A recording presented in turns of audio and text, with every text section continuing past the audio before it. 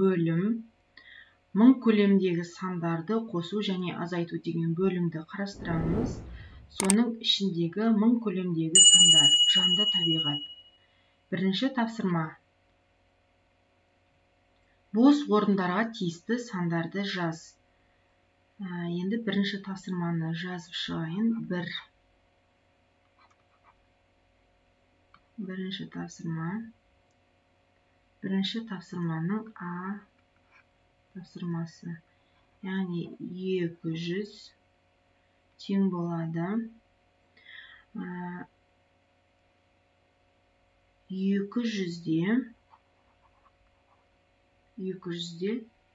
200-де бізде 2 жүздік бар. Онда біз мынаға 200 деп қоямыз.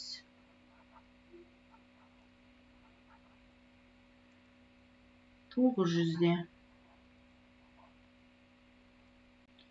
9 жүздік бар. Яғни 900-дің бойында жүздіктің саны 9 рет кеседі деген сөз. 400. Енді бізде 400 килограмм болып тұр. 400 килограммды центнерге айналдыруымыз керек. 1 центнерде 100 килограмм бар. Осыны бұрынғы сабақтарда білеміз. Сол себепті 400 килограмм деген орнына біз 4 центнер деп қоямыз. 700 килограмм. Бұл бізде 7 центнер болады екен. 100 килограмм. 100 килограммымыз біздің 1 центнер болады екен. Ал 1000 килограмм бізде 10 центнер болады.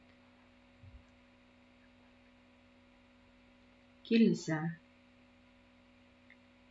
Бірдің әсі. Үлгілерге қарап есепті шығаруымыз керек. Яғни бірінші үлгіге қарайтын болсақ, 200 дегеннің орнына алдыңға есеп сияқты 200-дік дедік. 100-дің орнына 100-дік дедік. Соңында бізде 300-дік шығады екен. Ал мына жерде 10-жүздік, 10-жүздіктен 100-дікті алған кезде бізде 900-дік болады екен. 900-ден 100-ді алсам, яғни 900-діктен 100-дікті алатын болса, бізде 800-дік болады. Ал мына жерде 900-ге 100-ді қосқан кезде, яғни 900-дікке 100-дікті қосқан кезде 10-жүздік болады екен. Дәл осы үлгіге қарап, біз мына тапсырмаларды орындайтын боламыз. 400 қосу 500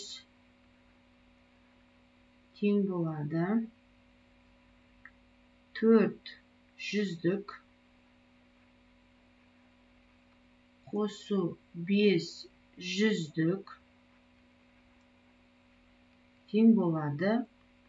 900-дік. Келесі. 800-ден азайтамын 200-ді. Яғни 800-дік азайту 200-дік тең болады 600-дік. Келесі тапсырма.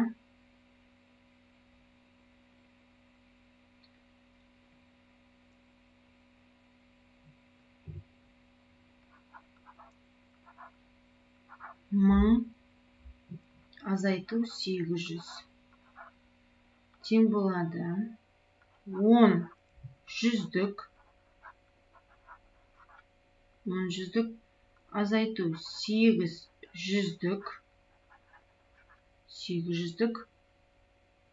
тең болады 200 болады. Келесі 700 азайту 200.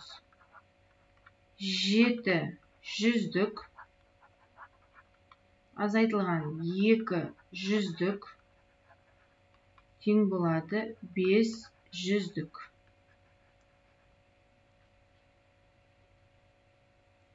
Келесі тапсырмаға тоқталайын. Разряд деп отырғанымыз бұл сандарды жазудағы цифрлардың орны дейді. Енді бізде біріншісін түсіндіре кетейін. Бізде 300 деген сан болатын болса, сонда ең соңғы тұрған сан бірлік болады. Екінші тұрған сан ондық болады, ондық.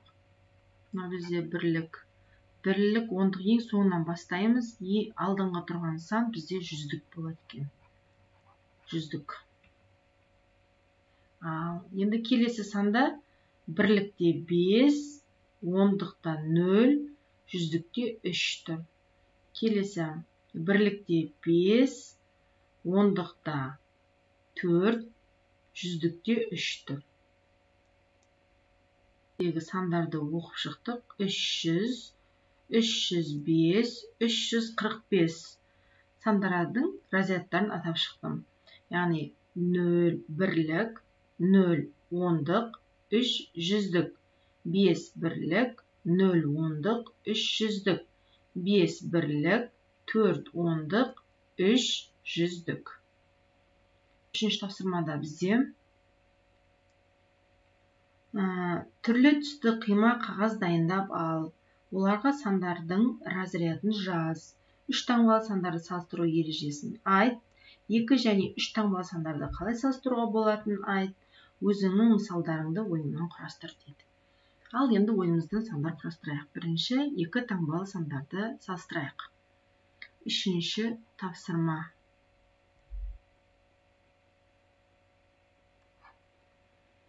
Үшінші тапсырмада бізде 2 және 3 таңбалы сандарды салыстырып. Бірінші, 2 таңбалы сандарды салыстырып үйренейік. 12, 35. Енді біз бірінші салыстырамыз. Салыстырған кезде біз алдындағы тұрған, яғни бірліктерін емес, ең бірінші ондықтарын салыстырамыз. Алдыңғы сандардан бастаймыз. Яғни 1 мен 3-ті салыстырамыз. 1 мен 3-ті салыстырған кезде қайсысы үлкен болса, сол сан үлкен болып саналады екен. Ал егерде мынадай сандарды алатын болсақ, ондықтарында тұрған 1 деген сан бірдей болады. Дәл сол сияқты біз енді 3 таңбалы сан мен 2 таңбалы сандарды салыстырып көрейік. 356.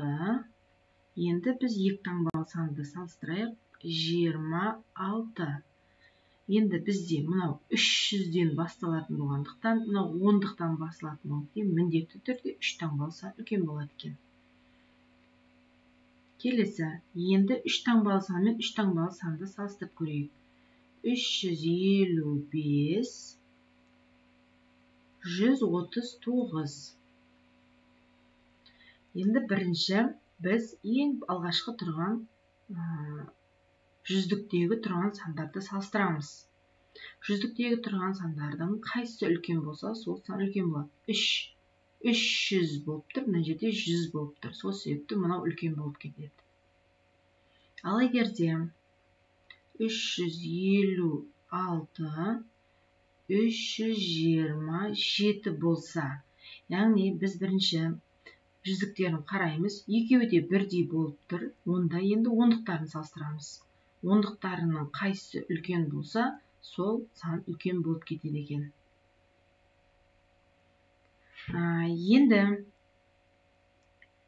Енді бізде былай салайық. Ондықтары да бірдей, жүздіктері де бірдей сандарды алайық. Бірақ бірліктеріндегі санды әртүрлі қылайық.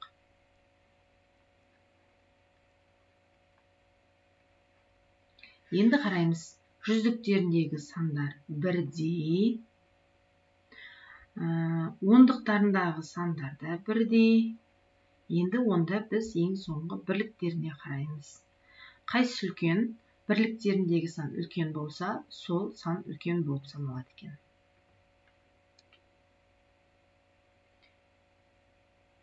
Осындай мысалдарды алуға болады екен. Келесі тапсырма. 742 427.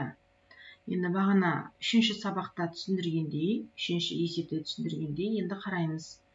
Бірінші жүздіктеріне қараймыз, тоқталамыз. Жүздіктері 7 болып тұр, мына жерде 4 болып тұр. 7 үлкен болады. Келесі 504 405. Жүздіктеріне қараймыз. Жүздіктері қайсы үлкен, сол сан үлкен. Келесі сан 331 312. Енді қараймыз. Жүздіктеріндегі сандар бірдей, онда біз ондықтарына қараймыз. Ондық сан үлкен қайсы үлкен, сол үлкен болып кетеді. Келесі 401 410.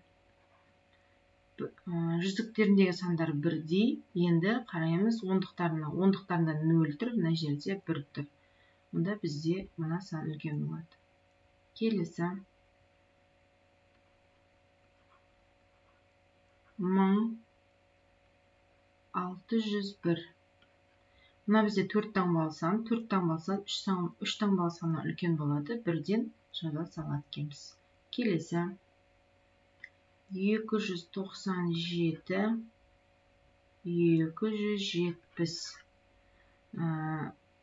Жүздіктері бірдей, ондықтарына қараймыз. Ондықтары қайсы үлкен, сол сан үлкен. 1999. Бұл жерде 4 таңбалы сан үлкен деймізді, бірден таңбаны қоя саламыз. 650 605. Жүздіктеріндегі сандар бірдей, енді қараймыз ондықтарына. Ондықтарында сан үлкен, 5 үлкен. 3 таңбалы санды тауып, жанды табиғатқа нелер жататынын біл. Оларды өсу ретімен жаз, әр санның разрядын ата. Бізде бірінші суретте 9 1 таңбалы, 30 2 таңбалы, бізде 10 деген сан 2 таңбалы, бізге керекті болып тұрған сан 3 таңбалы сан, бізде көбелек. Таптық біреуін. Одан кейін 39 2 таңбалы сан, 330 бізде 3 таңбалы сан, гүл бізде 3 таңбалы сан, мына бізде аң беріліп тұр. Бұға, бұлда 3 таңбалы сан, мына бізде 49 деген 2 таңбалы сан, бізге 3 таңбалы сан керек, және балық. Осы табиғатқа сәйкес келіп тұрған сандарды таптық.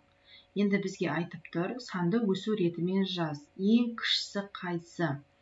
Ең кішісі бізде 101. 101. Ең кішісі бізде 101. Одан кейін 101 кетті. Енді мұна үшеуін салыстырайық. Өйткені үшеуі де бірдей 3-тен басталып тұр. Ең кішісінен бастаймыз. Енді қарасақ, балықтікі үлкен бөпті 362. Енді мұна 2 санды салыстырып алайық. Бірінші, қайсысы үлкен? 330, 339. Яғни 330 кіші, 330. 2 кликті қалдырамыз. 339. 2 клетка қалдырайық. 362. Одан кейін бізде ең үлкені бізде 400. 18 болды. Ең сонда ең кіші 3 таңбалы сан бізде 101, 330 саңырауқұлақ, 339 гүл, 362 балық, 418 көбелек екен. Әр сандардың разрядын ата. Яғни бірінші 101-ге келетін болса, біріншісі бірлік, екіншісі ондық, үшіншісі жүздік. Келесі 330-да бірлік, ондық, жүздік. Бірлік, ондық, жүздік. Бірлік, ондық, жүздік. Түсінікті деп ойлаймын. Келесі 6-шы тапсырмаға тоқталайын. Сан үлгісін салайын. Бізге керекті болып тұрған сан 12 болып тұр, иә? Сонда мына жерден бастайық. 0, 1, 2, 3, 4, 5, 6, 7, 8, 9, 10, 11, 12, 13, 14. Бізге керекті болып тұрған сан 12. Енді бірінші жағдайда, яғни бізге айтып тұр, x-тен, яғни 12-міз біздің x-тен үлкен болу керек. Бұл санға жататын сандар бізде 13 және 14. Ал екінші шартқа сәйкес келетін сандар біздің суретке қарап отқанға қарап айтып жатырмын.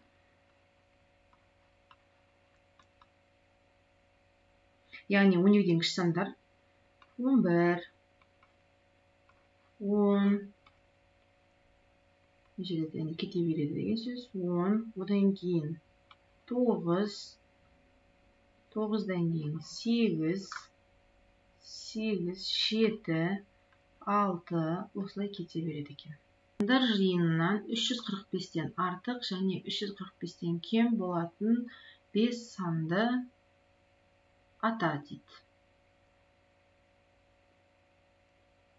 345 деген сан бізде кестеде бар, көрсетіліп тұр. 345-тен артық және 345-тен кем болатын. Ал жазайық. Бірінші, мына шартты жазып шығайын. 345 деп жазайын. Яғни бұл 345-тен кіші деген сөз. 345-тен кіші болатын сандар бізде 300-ді алуға болады. 300-ді алуға болады. 200-ді алуға болады. Және 100-ді алуға болады. Ал енді екінші шартты жазып қояйын. X үлкен 345-тен. Яғни 345-тен үлкен 400, 500, 600. Бізде болады ау дейме? 5 санды жаз деді. Осы бізге 6 сан жетеді деп ойлаймын. Енді 7-нің ә тапсырмасы. Сан сәулесін сызып 1 сантиметрден бөліктерге бөл. Ондағы 1 сантиметр 100 бірлікті білдіреді. Сан сәулесінен 250 санын белгіле. Шешімдер жиынын кез келген 10 санын жаз. Бір клетканы біз 100 бірлікте белгілей берейік. Сол түсінікті болады деп ойлаймын. Сан сәулесін салдық. Енді бізде ең бірінші 0-ден бастайық. 0, бір клетканы 100 деп қояйық. 200, 300, 400, 500, 600, 700, 800, 900 деп кете береді. Енді бізге керегі болып тұрған 200, 200-дің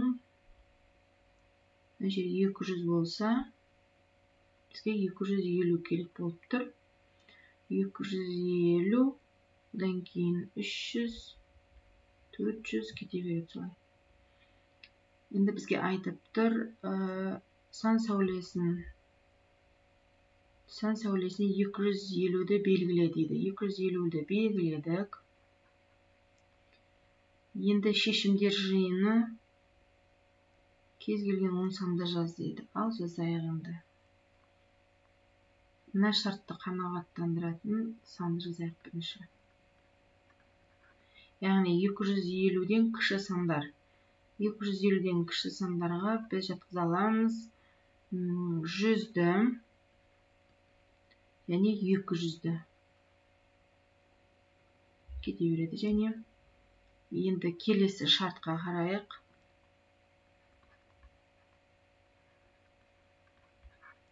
250-ден үлкен сандарға бізде 300, 400,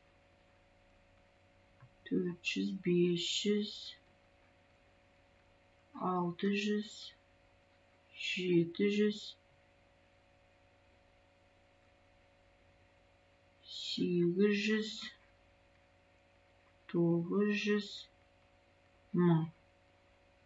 Санап көрейік. 1, 2, 3, 4, 5, 6, 7, 8, 9, 10. 10 санды жазып шықтық. Бірден баған түрінде жаза берейін. 34 қосу 23. Бірінші бірліктерін қосамыз, онан кейін ондықтарын қосамыз.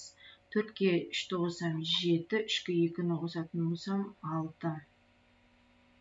Келесі. 78-ден азайтамын 76-ны. Бірінші бірліктермен жұмыс істейміз. 8-ден 6-ны аламын 2, 7-ден 7-ні аламын 0. Келесі. 72 азайту 57. Бірінші бірліктен алайық десек жетпей қалады, 12 болады. 12-ден 7-ні алатын болсақ бізде оңай жолын көрсетіп жіберейін. 10 қосу 2 азайту 7. 10-нан 7-ні алатын болсам 3, мына екеуін қосатын болсам 5 болады екен. Бүйтіп сөйтуге де болады. 5, бір қарыз береміз. 6 болып қалды. 6-дан 5-ті аламын. Бізде 1 болады екен. Келесі.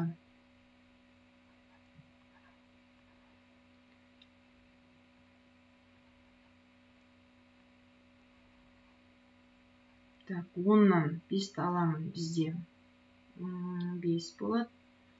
Бір қарыз беріп тастадық. 9, 9-дан 4-ті алатын болсаң 5 болады.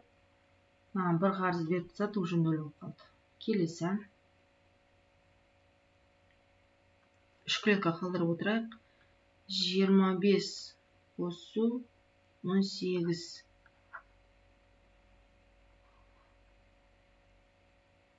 Так, 8-ге 3-ті қосқан кезде 8-ге бірінші 5-ті қосқан кезде мынаны жіктеп алуға болады. Мынаны 2 дейміз, мынаны 3 дейміз. 2-ні 2-ін қосқан кезде 10 болады. 10-ның үстіне 3-ті қосқан кезде 13 болады. Сонда 3 түседі, бір ойда. Мынау 3 болады, ойдағымен 4 болады. 43 болады. Келесі. 74 қосу 18. Жаңағыдай 8-ге 4-ті қосқан кезде жіктейміз. 2-де 2, үстіне қосып жібереміз 10. 10-ның үстіне 2-ні қосамын, 12 болады. 2-сі түседі, бір ойда. Мына екеуі 8, ойдағымен 9 болады. Келесі. 78 қосу 22. 0 түсет, бір ойда. 9 ойдағымен бізде 100 болады. Келесі. 12 қосу 61. 3 болады, 7 болады. Келесі. 62 азайту 38. 12-ден 8-ді алсам 4 болады.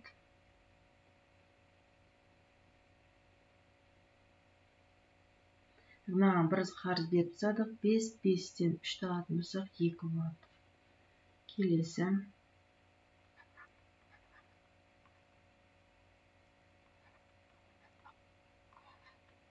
8-ден 7-ні алсақ 1 болады. 8-ден 6-ны алсақ 2 болады. Есепті шығар. Биылғы жылы күн райының қолайсыздығына байланысты алма ағаштың әрқайсынан 4 килограммнан 5 жәшік алма жиналды. Ал былтыр осындай 9 жәшік алма жиналған еді. Биыл неше килограмм алма кем жиналған? 4 килограммнан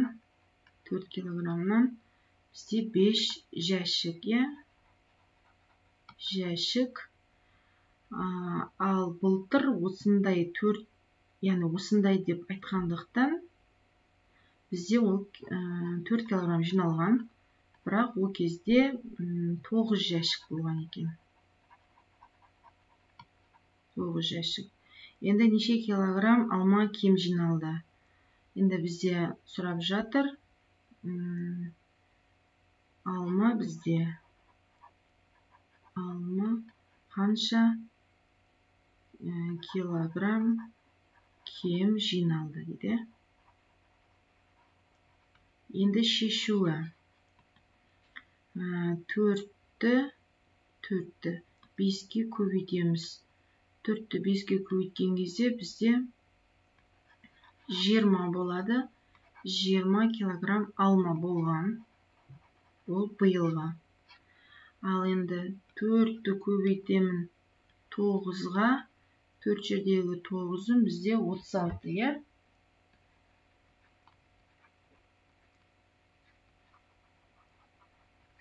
Енді біз не істейміз? Үлкен саннан кіші санды аламыз.